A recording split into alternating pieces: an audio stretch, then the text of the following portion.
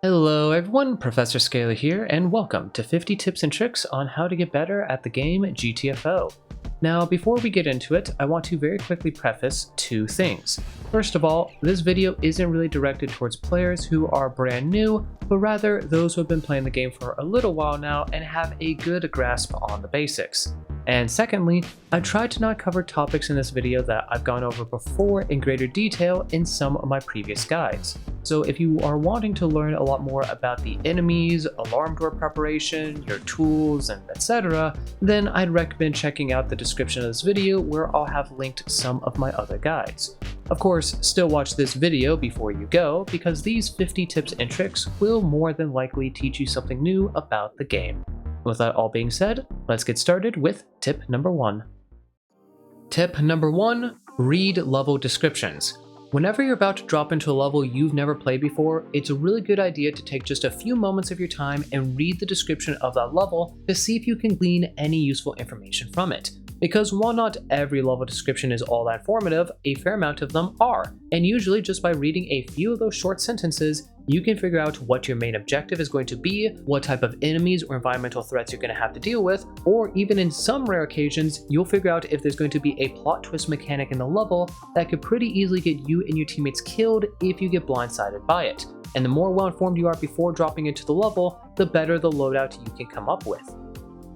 Tip number 2, experiment with different weapons. There are a lot of primary and secondary guns you could choose from, and for the most part, they're all viable. However, you're probably not going to enjoy using every single one of them, so messing around with different weapons to figure out which ones you like and dislike can narrow down your pool of viable choices. And then once you know which ones you enjoy, you can mess around with those even further to figure out their strengths and weaknesses, so then when you get to some of the more difficult levels in the game, you'll have a better idea of which weapons are going to perform well in that given situation, and which weapons are probably not going to work quite as others. Tip number 3, weapon variety. This more so applies to your secondary guns, but having some variety on the team is a good idea, because if all 4 of you are running something like giant killing weapons, aka choke mod shotguns, burst cannons, or sniper rifles, then yes, you'll be able to deal with those giant type enemies incredibly easily. But the moment you have to start fighting a lot of weaker regular strikers and shooters in larger numbers, you're going to find yourself struggling a bit as nobody on your team is really equipped to deal with that type of situation. So having different type of guns all across the team will ensure that no matter what type of situation you find yourself in, at least 1 or 2 people are well suited for it. Tip number 4, tools over guns. While it is true that your gun selection can make a little bit of an impact on a level and how easy or difficult it will be for you and your teammates, something that's going to make a far bigger impact would be your tools. Let's say you drop into a level and your objective is to deal with a reactor startup sequence. If you brought a mine deployer and a C-foam launcher with you, you're going to be struggling quite a bit. However, if you were to drop into that same level with 2 or maybe even 3 sentries, you'll find yourself having a far easier time as sentries work beautifully for reactor missions. So if you find yourself struggling quite a bit, I would highly recommend that before you start changing around your weaponry, look to your tools and see if you could do something there. Because simply changing one tool on the team can have a far bigger impact than a few people swapping from one primary gun to a different primary. Tip number 5, bring a biotracker. The biotracker is the only informative tool in the game, and seeing how information is crucial when it comes to you and survival, you would be really hard pressed to find a reason to not bring one with you. The thing requires no tool refill whatsoever, which is absolutely amazing, and its utilities are universal. So do everybody a favor and make sure someone on the team is running a biotracker whenever you drop down into a level. Tip number 6, terminal checklist. Whenever you drop into a level for the very first time, I highly recommend that once you find a terminal, hop onto it and use the following commands: list key, list cell, list fog, and list disinfect. Doing so will immediately let you know if there's any important items in the level, like colored key cards, power cells for generators, fog turbines you can use to get through fog more easily, and those disinfect things will let you know if there's any disinfected packs or disinfect stations, which if there are any, that's almost a guaranteed sign that there will either be infectious fog in the level or there are going to be spitters. Tip number 7, query bulkhead keys. In levels with optional objectives, you'll usually have to play things in a very specific order. There's a lot of different ways it could play out depending on the level itself. And sometimes even your main objective will actually have multiple bulkhead doors along the way. So querying where every single one of your bulkhead keys are located at to figure out exactly which zones you have to go into to get said keys will make things a whole lot easier and figure out the flow of the level and the route you're going to have to take. Tip number 8. List resources before moving on. This is a really good habit to get into. As you're playing through a level and you've made your way through one zone and you're about to head into the next one to progress further on into the level, you're going to want to hop onto a terminal and check the zone you were just in to see if there's any resources you left behind. Because sometimes you might have been thorough in your search and you found everything. But in other runs, there's a chance that you might have missed one little corner of the room, and stashed away over there is a 5-use ammo pack. Tip number 9. Scan the environment. Resource packs like meds and ammo and so forth are only ever going to be located inside boxes and lockers. However, there's more to this game than just those. There's also artifacts and consumables like lock melters, glow sticks, and seafoam trip mines and whatnot, which not only can be found in boxes and lockers, but also on random crates, shelves, or even the floor itself. So keep an eye out because you never know when there's going to be a random seafoam grenade on that shelf right next to the box that you tunnel visioned on. Tip number 10. Resource shuffling. As many of you are probably already aware, if you're holding onto a resource pack or consumable and you decide to pick up a new one, you'll deposit what you were previously holding onto into that spot. And this can actually be utilized in some missions where you're given an abundance of resources and you want to sort of shuffle things around a bit to organize them. However, there are a few flaws to this system.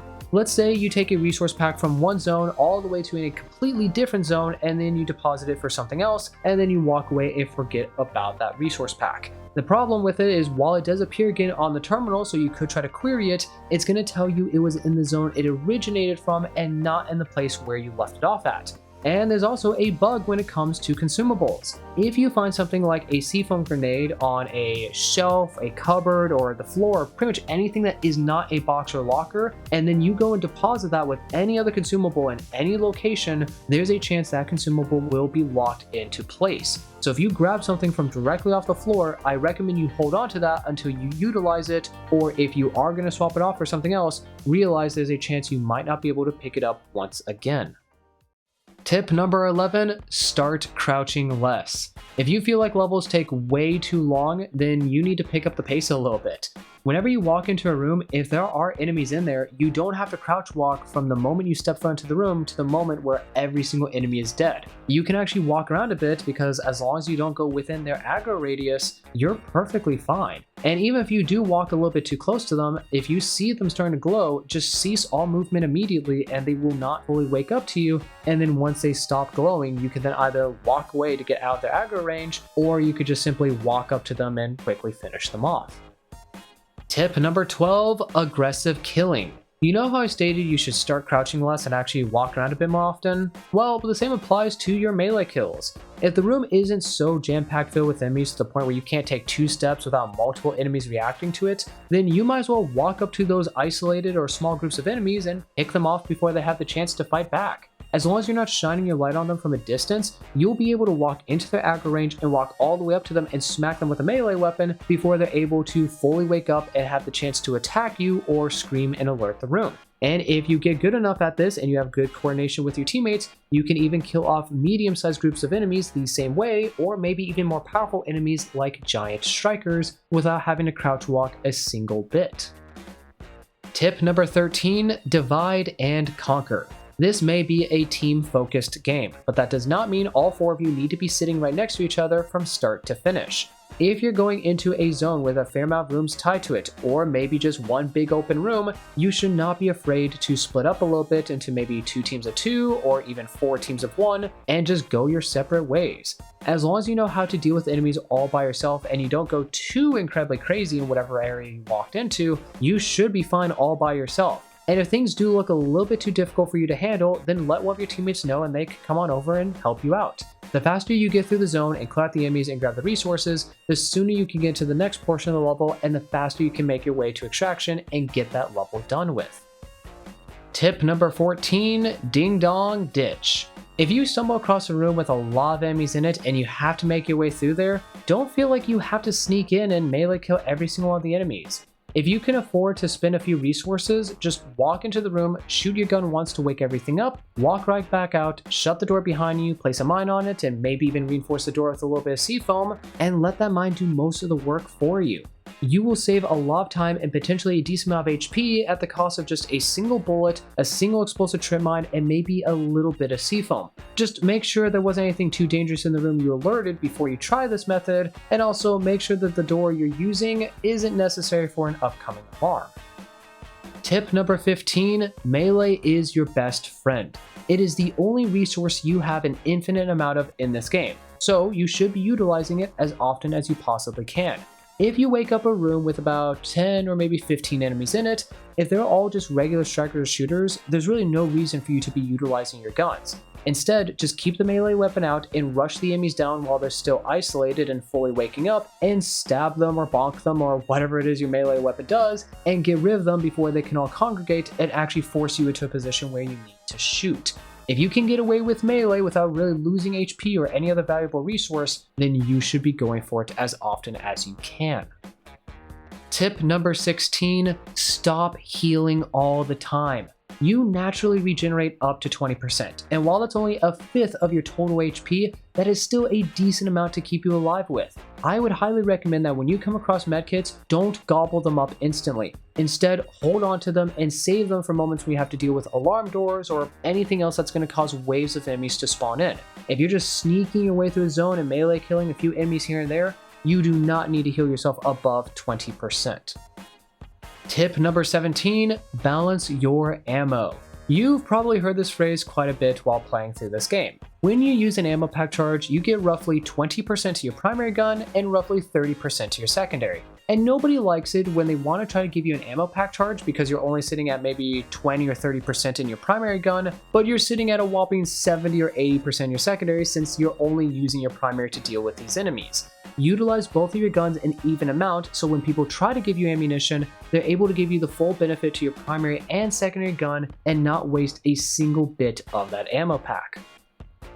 Tip number 18, prioritize the right tools.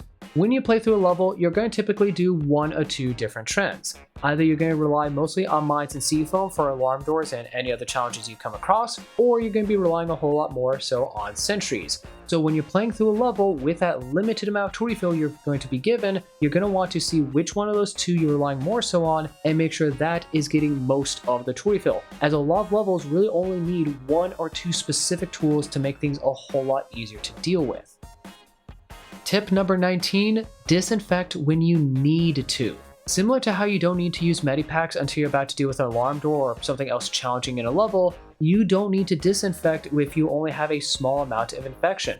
If you gained about 20, 30, or even 40% and you're not actively losing a giant chunk of HP to it, you might as well hold on to your disinfect packs until you get to a point where either you've got to pass all the infectious stuff in a level, so you don't have to worry about gaining any more infection from that point on, or if you have so much infection that's actually going to make it so you can't really properly heal for the upcoming alarm or whatever it is you're about to do. In which case you can then use some disinfect to lower your infection a bit, and then you could properly heal up and be in a stable position for what you're about to do.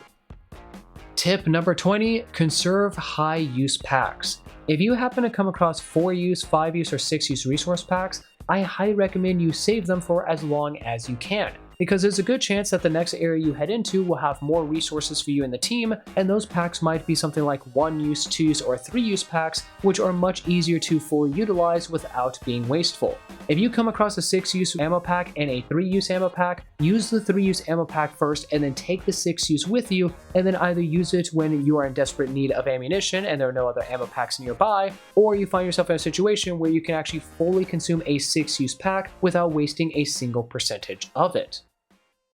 Tip number 21, utilize shoving.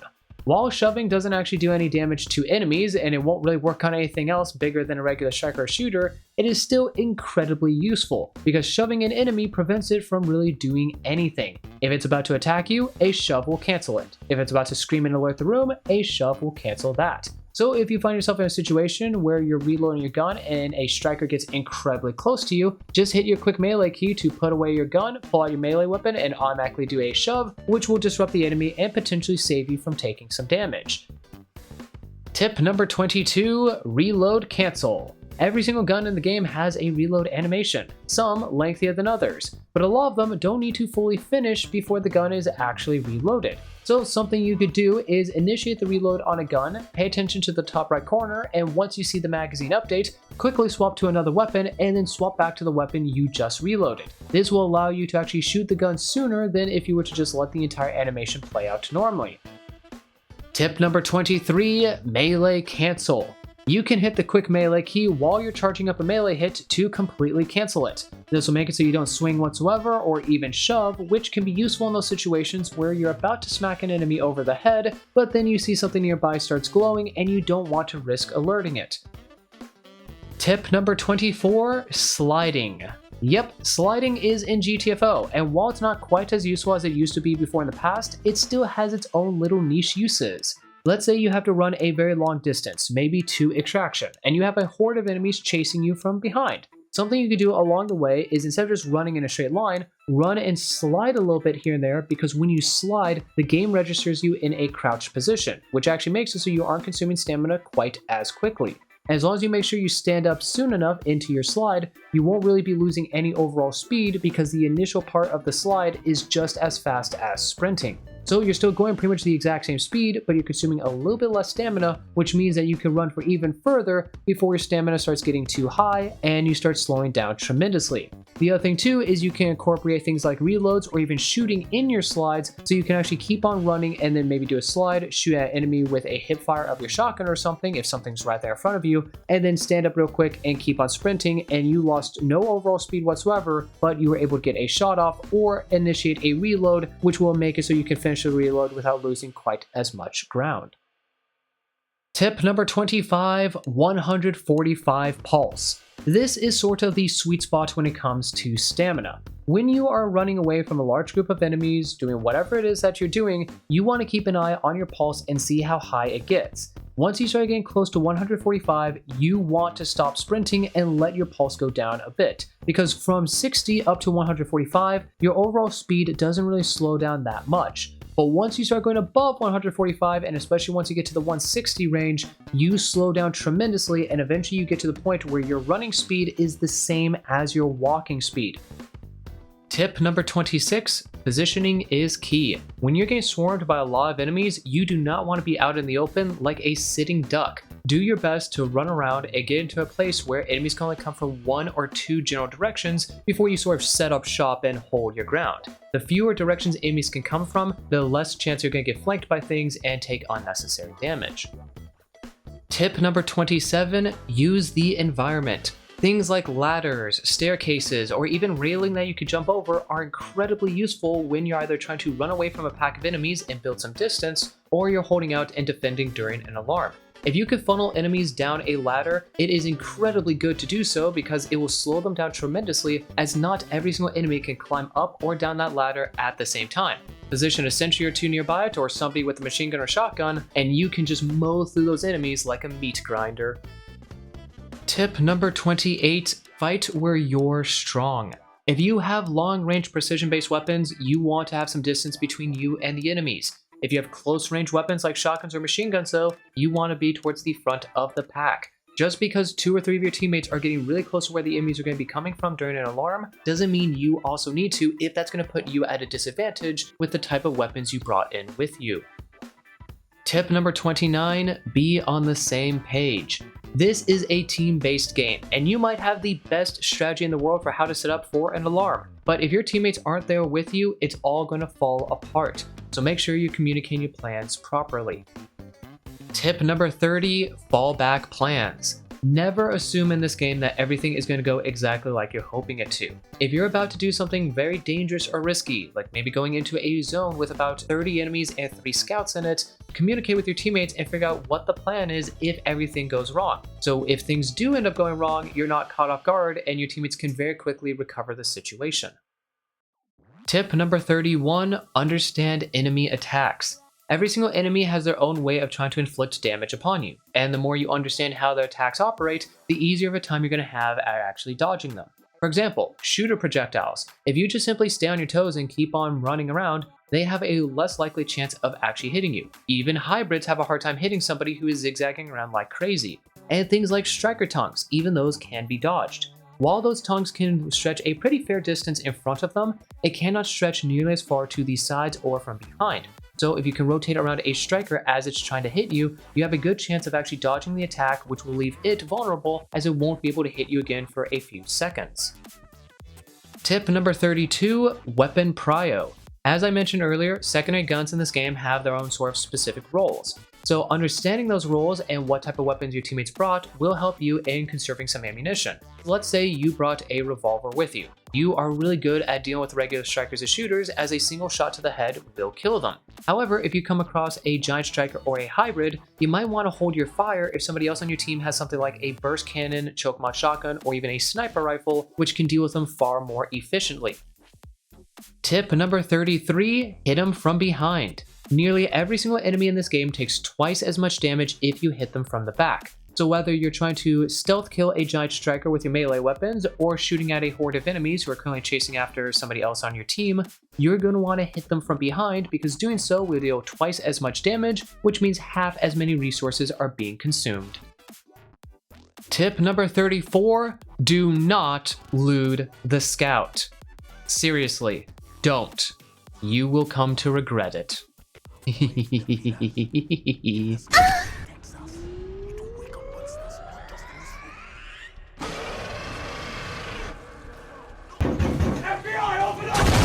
What in the?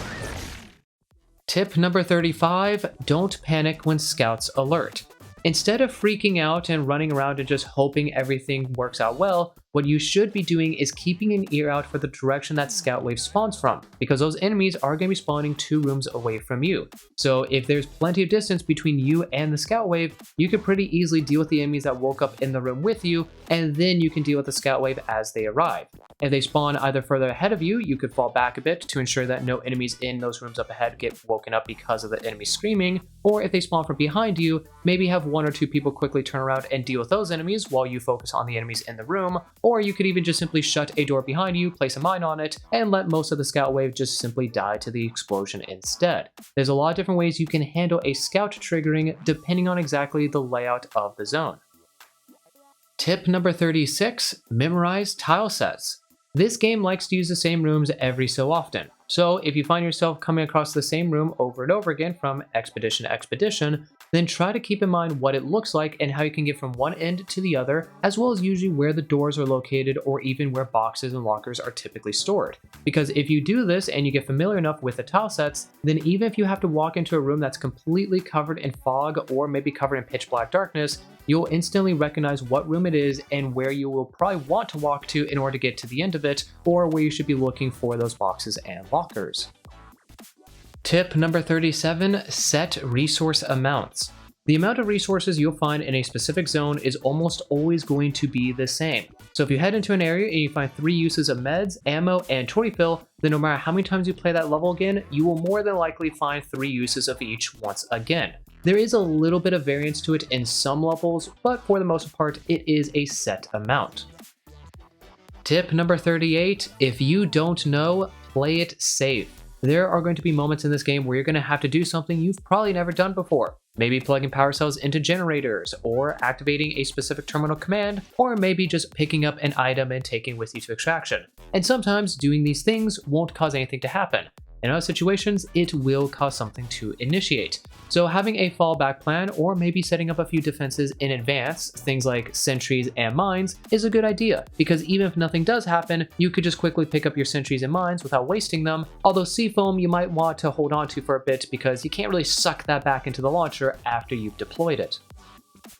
Tip number 39, main objective only runs. In a fair amount of the levels with 1 or 2 optionals in them, those optional objectives will have some sort of modifier which will make the rest of the level more difficult to complete. So if you're struggling a lot in a level with 2 optionals, I recommend do a main objective only run to learn everything about the main sector and how you can best tackle that, then try to do a run where you incorporate the optional objectives into it, so you're not doing a run where you're trying to learn everything all at once. Tip number 40, study objective patterns. Just like tile sets tend to repeat from time to time, so do objectives. And usually when they show up again, any trend they had before in the past will also be there once more. For example, uplink terminals. Almost every level in the game where your main objective is to deal with one or multiple uplinks, once you finish the last uplink, an extraction alarm is going to be initiated and your extraction scan will appear somewhere. So a good thing to do is leave the terminal that's closest to your extraction point for last, so once you finish it, you don't have to run quite as far to make your way to extraction. The more you know about objectives and how they operate, the less often you're going to get blindsided by them. Tip number 41, mistakes will happen. No matter how good you get at this game, you are still prone to make mistakes every so often. And when you do, what's most important is not necessarily figuring out what the mistake was and blaming somebody for it, but rather recovering from that bad situation and minimizing the damage you and your teammates take. Waking up 1, 2, or even 5 scouts in a level does not always mean your run is guaranteed to fail. Tip number 42, know your teammates. Everybody has their own strengths and weaknesses. Some people are able to land most of their headshots, others not quite as many. Some people are really good at stealthily clearing out your room with a ton of enemies in it, other people not so easily. What you should do is figure out what your teammates are good at and what they are bad at, and don't try to force them into doing something that they struggle with quite a bit, especially in some of those more difficult levels where one tiny mistake could actually lead to your entire team wiping. Tip number 43, analyze your own flaws.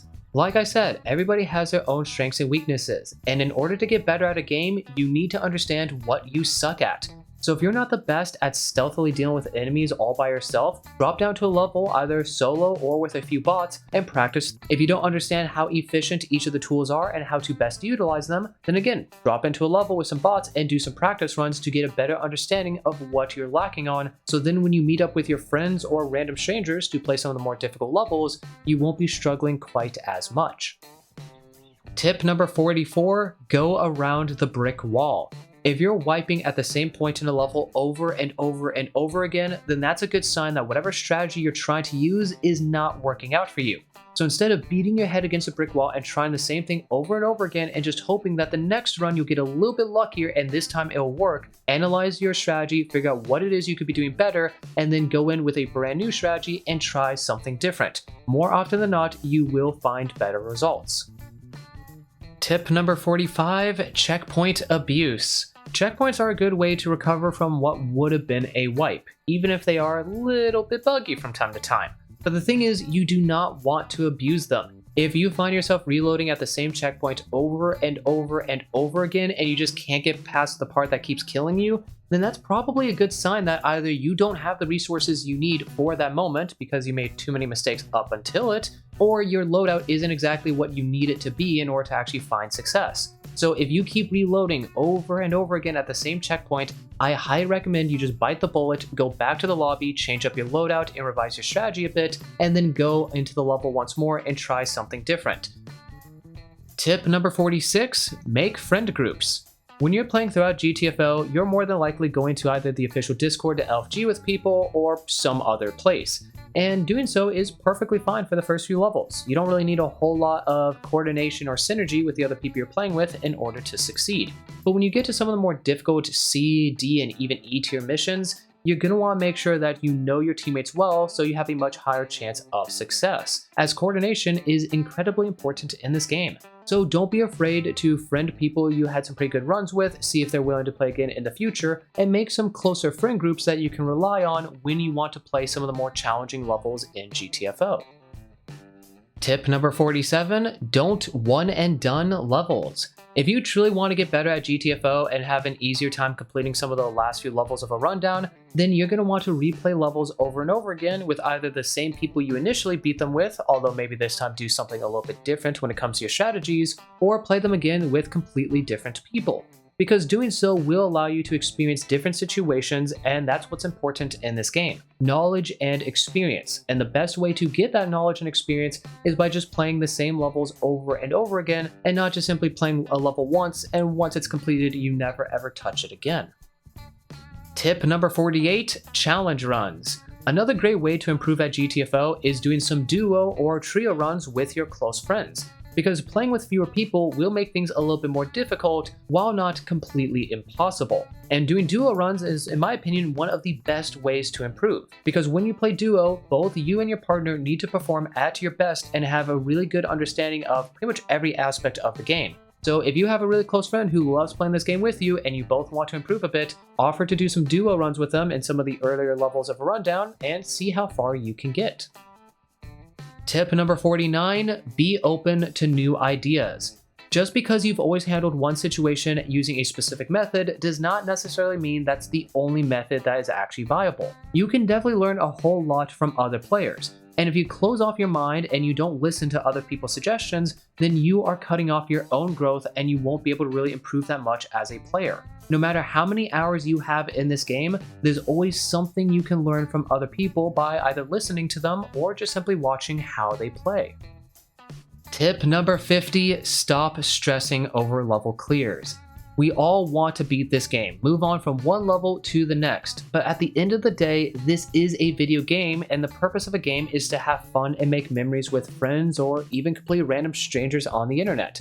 So if you're stressing out about the level clear and that's the only thing you're focusing on, more likely than not, you're not going to get that clear because your teammates aren't going to have good synergy with you since they realize you're being a tryhard. And also, even if you do happen to get that clear, you might not really enjoy it all that much because you'll just be so relieved that you're finally done with it and you won't have really appreciated the good, funny moments along the way. Enjoy the game, make some memories, and while you should definitely try to get those level clears and not completely throw and ruin other people's experiences, you need to not stress about it so much to the point where you're no longer enjoying the game.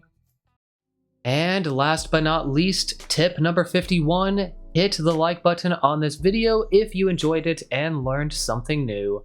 I've been wanting to make a video like this one for quite a while now, so I'm really happy I was finally able to get around to it.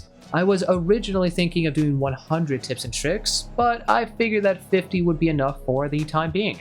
But if you would love to see another 50 tips and tricks guide on how to get better at GTFO, then please do let me know down in the comments, and I'll start thinking about what I could put in the next one. This was the final video I had planned to do before I started working on the alternate Rundown 5 content, so the next video you'll be seeing from me is my alternate R5A1 clear. That video should be out in a few days from now, so until then, stay safe everyone, keep being awesome, and hopefully I'll see you all in the next one.